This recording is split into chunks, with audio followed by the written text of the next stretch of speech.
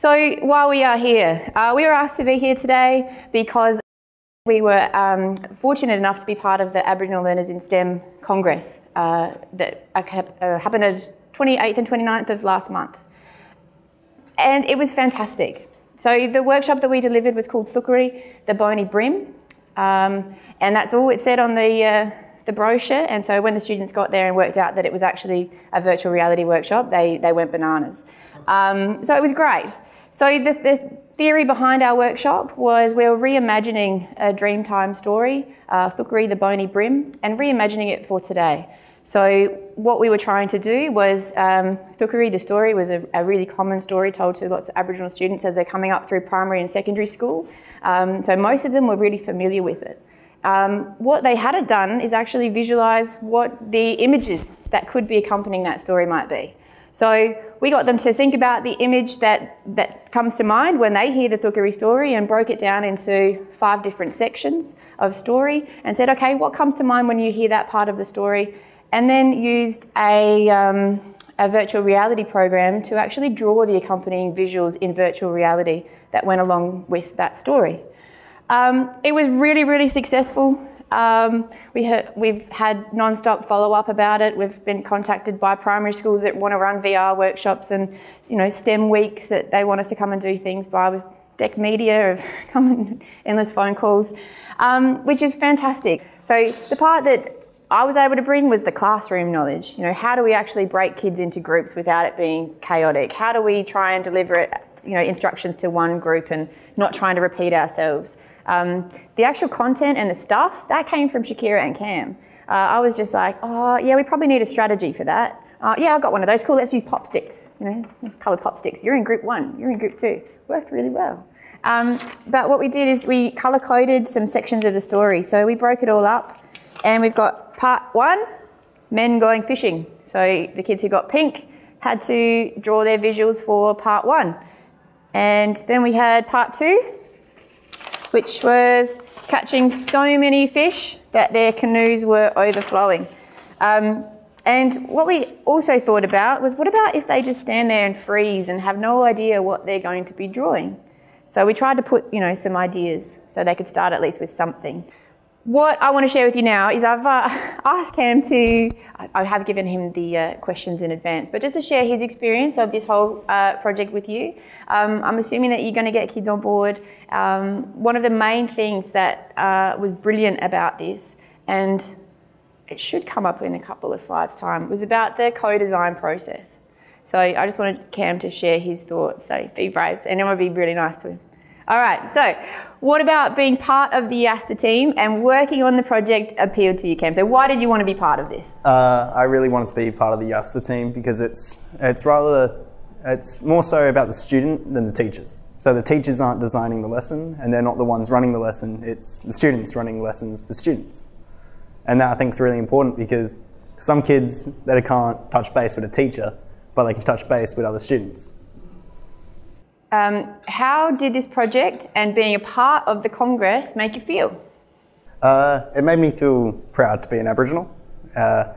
Being surrounded by people that were all looking towards having the same goal. We were all trying to make a 2 days experience for kids that may not ever actually get to use any of this stuff ever again. And having them try things like VR and stuff like that, things they'd never even think about. I thought that made me feel proud because I was teaching someone something that I didn't know a lot about, but that person knew nothing.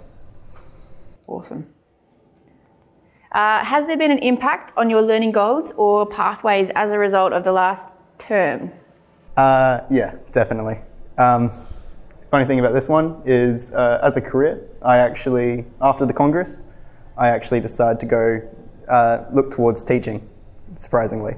But before the STEM Congress, I'd say teaching seems like it's a really bad job, no offence, and that I'd never do it and that it's just not me. But after the STEM Congress, I actually found out that teaching is something that I did definitely enjoy. What did you enjoy about it? Just that feeling of like I'm actually helping someone, made me love it a lot. Excellent. What are your future goals now? My future goals now? I want to go to university. I want to study physics to wherever I can. And that's because of Miss McGrath, surprisingly, actually, in year 8 and 9. I wasn't that interested in science, but she got me interested in science. I haven't heard these. So yeah, that's one of my goals. And the other one is to become a STEM teacher in some sort, some way, shape or form. And hopefully help kind of guide Aboriginal culture and STEM binding into one. Excellent. Brilliant. I think that's all the last one for you. Thank you. Excellent. Just on that, guys, what I do want to share is that we had some quite a few taxi rides home from meetings and all sorts. And I think one of the things that surprised Cam the most and Shakira about their involvement in this project is how much, we'd go into the EDC and Mark and the team would just treat them like, people. They weren't looked at as students or, oh, hey guys, we have to look after you. It was like, oh, g'day, how you going? You want this and that? And so they were like, oh, they're not treating me like a kid. And so they mentioned it on a couple of occasions. Oh, that was so cool. They just, they asked for our opinion and they actually listened to what we're saying. And I was like, of course, there are no experts here. And so that was something that really stood out. The other thing about what Cam was saying is that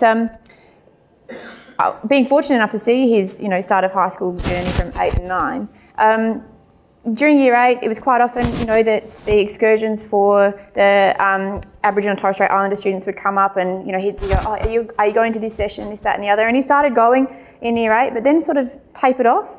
So he was like, oh, no, I'm not going to AIM, or I don't want to be part of Ice Factor. And I'm assuming it was because, you weren't that crazy sporty kid. He was just, normal kid. And he still play footy and do all sorts of stuff, but he was like, I don't want it to be a whole big thing. So it wasn't that he wasn't identifying as an Aboriginal learner, it was just that he was like, it's not a big part of me. And to hear him now say that he's a proud Aboriginal learner, it just makes me so happy. So because part of this whole process, he sort of discovered that he can be both. And it's not about being good at sport or going to the AIM sessions or anything else. And now our Aboriginal education teacher tells me that he's like, yes, I'm in on everything that they're offering, which is just a fantastic thing. All right, so just the change that's happened in these two students through their involvement in this has been the biggest thing I could have imagined. Yep, we're creating a workshop using VR, that's cool. But the impact, I just never have foreseen the impact that just this involvement would have had on these kids.